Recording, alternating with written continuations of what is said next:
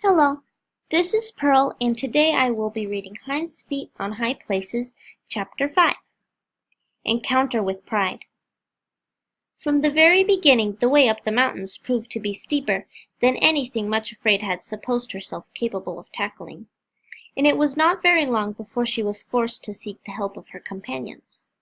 Each time she shrinkingly took hold of the hand of either sorrow or suffering, a pang went through her. But once their hands were grasped, she found that they had amazing strength, and seemed able to pull and even lift her upwards and over places which she would have considered utterly impossible to reach. Indeed, without their aid, they would have been impossible, even for a strong and sure-footed person. It was not very long, too, before she began to realize how much she needed their help in another way, for it was not only the steepness of the climb, and her own lameness and weakness which made the journey difficult. To her surprise and distress, she found that there were enemies to meet on the way, who would certainly have succeeded in making her turn back had she been alone. To explain this, we must now go back to the Valley of Humiliation and see what was happening there. Great was the wrath and consternation of the whole fearing clan when it was discovered that Much Afraid had made her escape from the valley, and had actually gone off to the mountains, in the company of the shepherd they so much hated. As long as she had been just ugly, crippled, miserable little Much Afraid, her relatives had cared nothing about her. Now they found it quite intolerable that of them all she alone should be singled out in this way, and taken to live on the high places. Perhaps she would be given service in the palace of the great king himself. Who was much afraid that this should happen to her while the rest of the family drudged away in the Valley of Humiliation? It was not that they wanted to go to the mountains themselves, far be it, but it was intolerable that Much Afraid should do so. So it happened that instead of being a little nobody in the eyes of her relatives, Much Afraid had suddenly become the central figure in their interest and thought. Not only was her own immediate circle of fearing relatives concerned about the matter, but all of her more distant connections as well. Indeed, the whole population of the valley, apart from the king's own servants, were angered by her departure, and determined that by some means she must be brought back, and the hated shepherd be robbed of his success in filching her from them. A great consultation went on between all the more influential relatives, and ways and means discussed by which she could be captured most effectively, and be brought back to the valley as a permanent slave. Finally, it was agreed that someone must be sent after her as quickly as possible, in order to force her to return. But they could not conceal from themselves that force might prove impossible, as apparently she had put herself under the protection of the great shepherd. Some means, then, would have to be found to beguile her into leaving him of her own free will. How could this be accomplished? In the end, it was unanimously decided to send a distant connection of the family, named Pride. The choice fell on him for several reasons.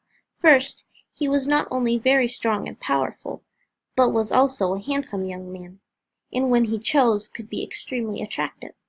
It was emphasized that if other means proved unsuccessful, he was to feel no scruples against exerting all his powers of fascination in order to coax Much Afraid away from the shepherd. Besides, it was a well-known fact that the young man was by nature far too proud to admit defeat or lack of success in any undertaking, and that there would be no giving up on his part until he accomplished his purpose.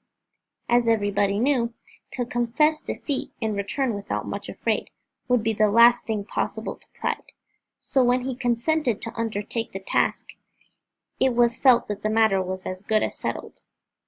Much Afraid and her two companions, therefore, had only been a few days upon their journey, and had made but slow though steady progress, when one morning, on turning a corner of the rocky pathway, Pride was seen striding toward them. She was certainly surprised and discomfited at this unexpected apparition, but not unduly alarmed. This cousin had always so disdained and ignored her very existence, that at first it never occurred to her that he would even speak to her, but expected to see him pass by in the same haughty manner as usual.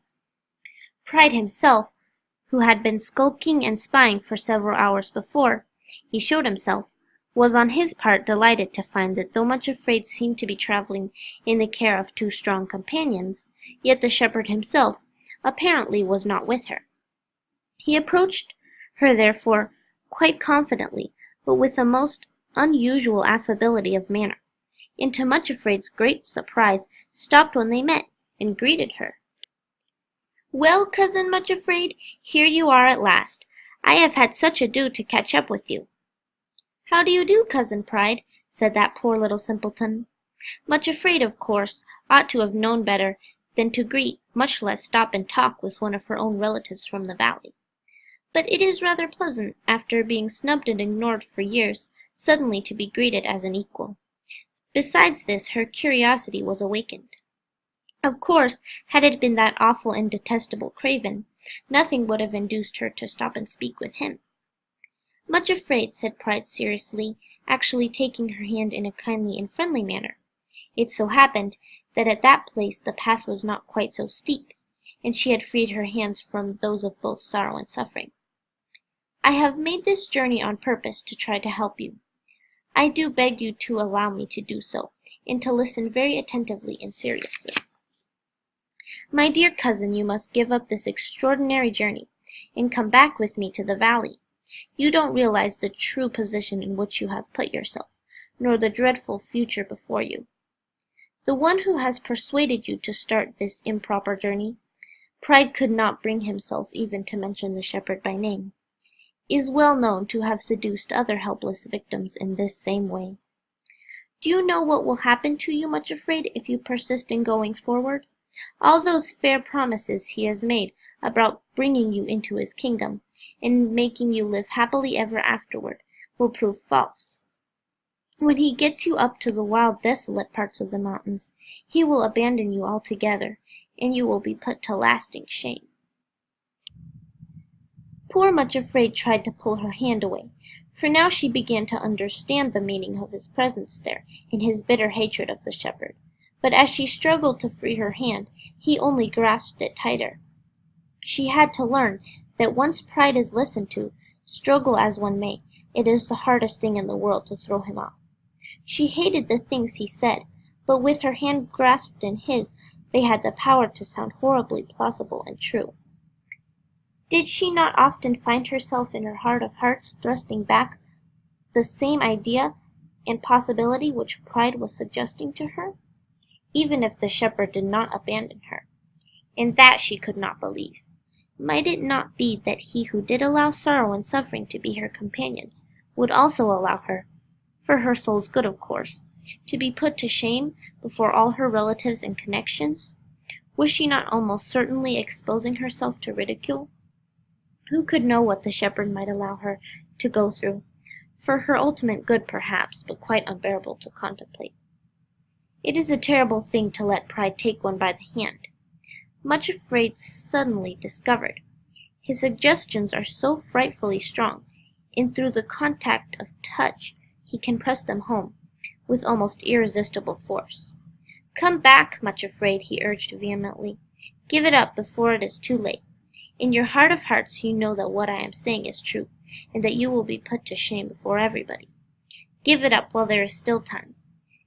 Is a merely fictitious promise of living on the high places worth the cost you are asked to pay for it?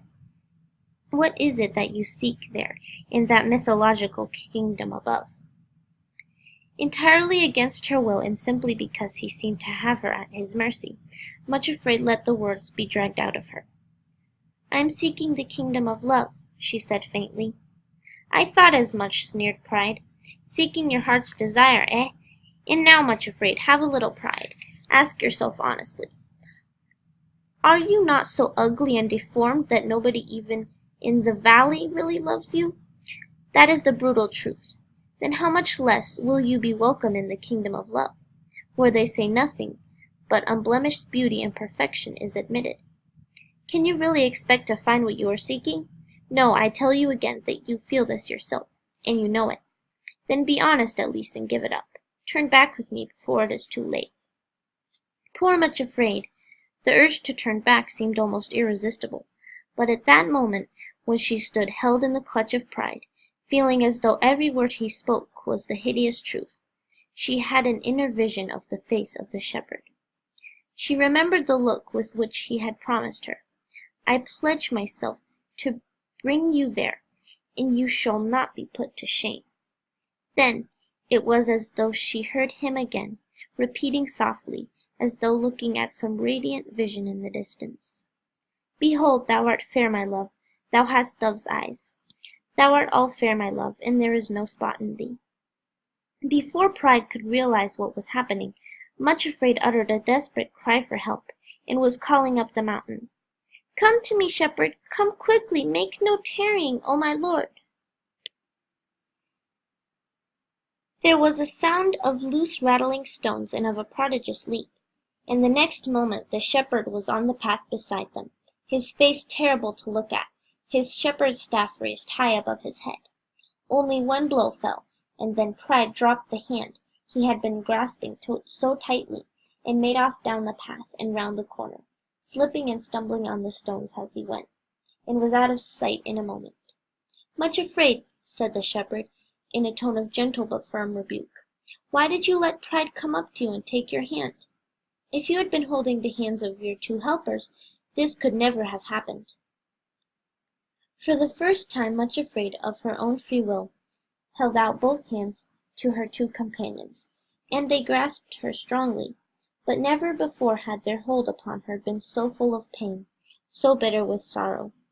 She learned in this way the first important lesson on her journey upward, that if one stops to parley with Pride, and listens to his poisonous suggestions, and, above all, if he is allowed to lay his grasp upon any part of one, sorrow becomes unspeakably more unbearable afterwards, and anguish of heart has bitterness added to it. Moreover, for a while she limped more painfully than ever she had since leaving the valley. Pride had trodden on her feet the moment she called for help, and left them more lame and sore than ever. Thanks for listening.